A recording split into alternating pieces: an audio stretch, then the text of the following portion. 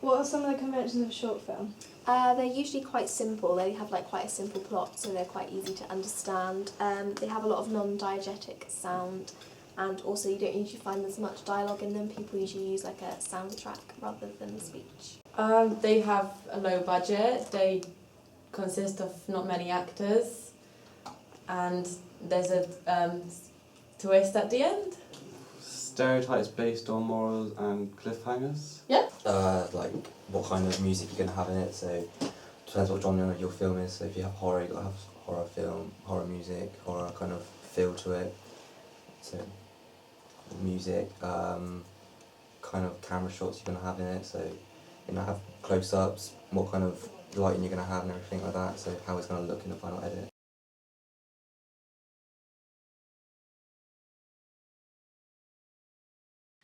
Throughout our short film, we use conventions in lots of various different ways. For example, we use a conventional narrative. This is due to the fact that we had a really simple plot of just a girl going on her first date, but however, there was a twist involved as she's not going on her first date with a guy, she actually ends up going out with a girl, but her mother is unaware of this. We also use conventional sound throughout, as we use the same tune throughout our short film. However, similar to short films such as Awake, it's kind of, we use the tune and then you just manipulate it to suit that mood throughout the film. We also use close-ups throughout our short film to show emotion and detail straight away, so that you could just straight away get into the feel of the character and what's happening and into different representations, instead of having to wait, as within a short film you don't have the time to slowly reveal parts of the character. You have to straight away, through props and various things, show who they are. Our narrative cast. Our short film is based around 2 main characters, and usually short films are based around 1 or 2 characters, no more, just to make it simpler for the audience to understand. For example, in The Black Hole, it's based around 1 character, just so the storyline doesn't get confused. Budget. Mainly short films are produced by students, and therefore the budget would be literally nothing, and in our film that was the same for us. We didn't have any budget, and we just went off characters that said that they would act for free for us, and locations that didn't cost anything.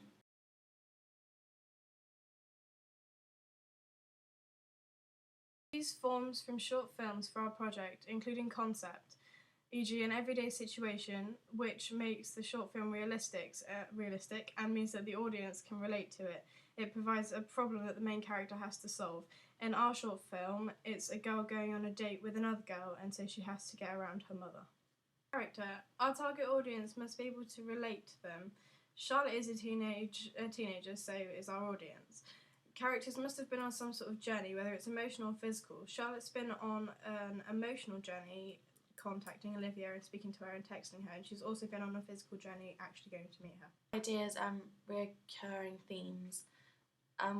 Most short films use basic technology such as camera and a tripod, which we did. We didn't use any more advanced technology, as we were on a budget and we were doing a student film.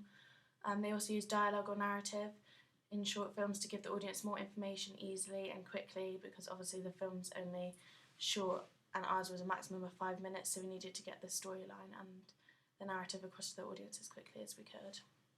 Usually in short films they conform to Todorow's theory of equilibrium, which is where the first point is everything is normal, then a problem occurs during the short film, and then the problem is resolved at the end.